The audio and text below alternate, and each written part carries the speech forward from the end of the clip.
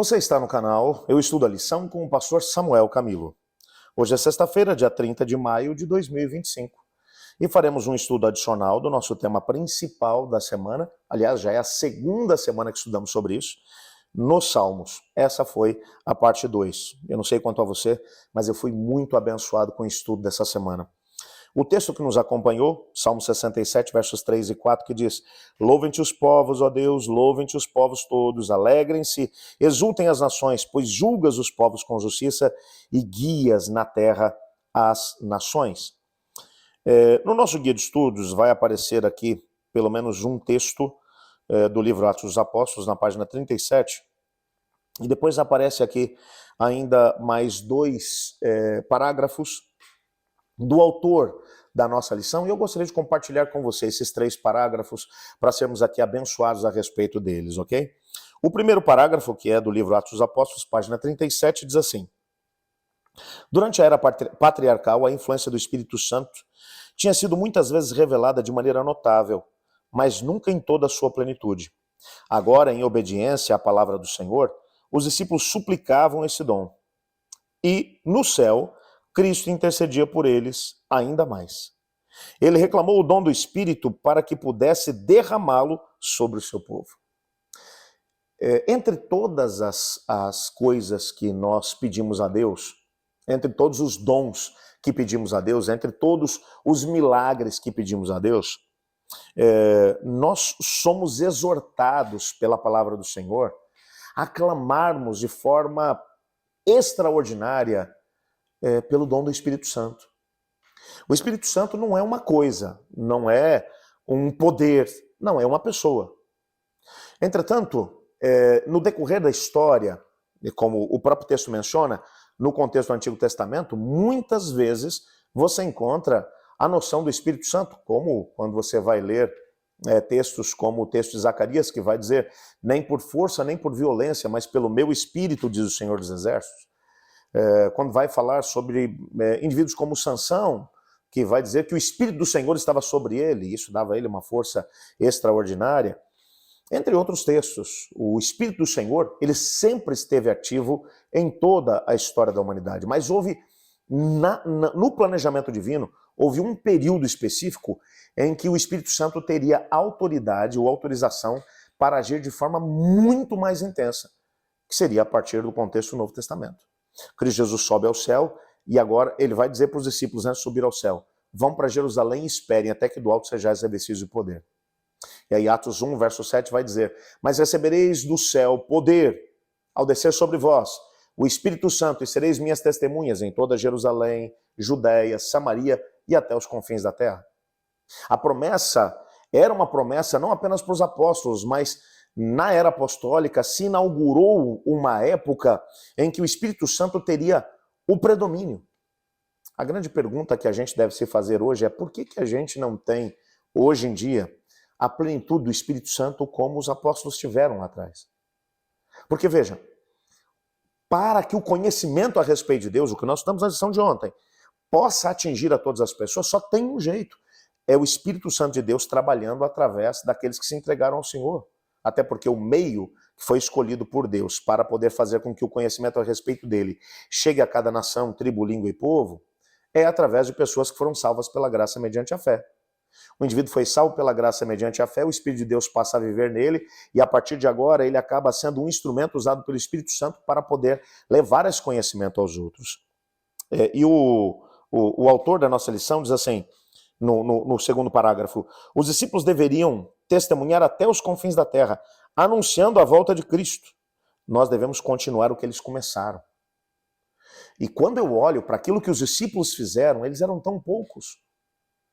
A Bíblia vai mencionar que haviam cerca de 120 pessoas reunidas no cenáculo, quando no dia do Pentecoste o Espírito Santo veio sobre eles. 120. 120 pessoas foram cheias do Espírito Santo. Os apóstolos de Jesus, bem como os demais que ali se encontravam, cheios do Espírito, começaram a pregar, a proclamar as grandezas de Deus. Eles influenciaram, eles impactaram a sua época, a sua geração. Somos chamados a viver a mesma coisa. E o último parágrafo diz assim: quando Cristo nos disse para levar o Evangelho ao mundo, não nos deixou sozinhos para tentar descobrir como fazer isso. A obra é dirigida a partir do santuário celestial. Nossa obra está ligada a Cristo. Ele nos guia, Ele nos capacita. Esse é o trabalho dele, não o nosso. Somos chamados a seguir a sua direção. Foi assim que aconteceu com Israel. Deus pediu que eles seguissem as suas instruções e ele realizou o impossível. O Espírito Santo já está trabalhando no coração das pessoas. Somos chamados a estar presentes quando o momento da decisão chegar, para que possamos convidá-los a se unir ao povo de Deus com o Cordeiro no Monte Sião. Não precisamos inventar meios e métodos, porque nunca fomos responsáveis pelo trabalho, mas sim o Espírito Santo do Senhor. Você consegue compreender isso? Cristo Jesus está dirigindo o plano da redenção a partir do santuário celestial. Todo o poder que o céu poderia derramar sobre a terra está à nossa disposição. O Espírito Santo está conosco aqui na terra. Ele é o responsável por convencer do pecado, da justiça e do juízo. É ele quem capacita seres humanos falhos e pecadores para serem os instrumentos usados por Deus nessa obra de atingir cada nação, tribo, língua e povo. A grande pergunta que nesse momento se faz para você e para mim é: hoje você tem a plenitude do Espírito Santo? Hoje você conseguiu colocar a sua vida numa tal dimensão nas mãos de Deus que você está disposto a ir aonde Deus te mandar? Essa é uma pergunta importante. Por quê? Porque como vimos no decorrer da lição dessa semana, as nações estão em movimento, as águas estão em movimento, sobem nações, caem nações, sobem nações, caem nações, tudo aquilo que é mais estável está sendo abalado. Nós vemos tudo isso à nossa volta. No meio desse caos que é a terra, lembra de Gênesis capítulo 1, a partir do verso 1? No princípio criou Deus o céu e a terra, porém era sem forma e vazia. O Espírito de Deus pairava sobre a face do abismo. O caos que era o nosso planeta antes que Deus colocasse as coisas em ordem, só foi modificado porque o Espírito de Deus pairava sobre a face do abismo. O Espírito de Deus, ele continua pairando sobre a nossa terra, que está um verdadeiro caos. E é ele quem pode colocar as coisas no seu devido lugar. É ele quem pode fazer com que do meio desse caos surjam verdadeiros milagres. Milagres de pessoas tomando decisões ao lado de Cristo. Milagres de pessoas que acreditarão no Senhor mesmo diante das circunstâncias mais difíceis. E aquele milagre que talvez você está procurando, talvez ele virá através do Espírito Santo agindo na tua vida nesse momento enquanto oramos. Então, coloca a tua vida nas mãos do Senhor. Creia nele. Deixa que Deus seja Deus na tua história. Se Deus fizer um milagre, louvado seja o nome dele. Se ele não fizer, louvado seja o nome dele. Ele tem algumas coisas em mente, o Espírito Santo tem algumas coisas em mente que a gente não é capaz de poder perscrutar, conhecer. Nós não conhecemos aquilo que são os mistérios do Espírito, a maneira como ele dirige. Mas uma coisa é certa, somos chamados a mantermos o nosso coração aberto para que ele possa agir. É ele quem firma os nossos pés na verdade. É ele quem desperta a fé no nosso coração. Eu quero orar junto com você, colocando a nossa vida nas mãos do Senhor e permitindo que ele seja Deus na minha e na tua vida. Ora comigo. Obrigado, Pai, por tua palavra, pela certeza que temos de que o Senhor é Deus.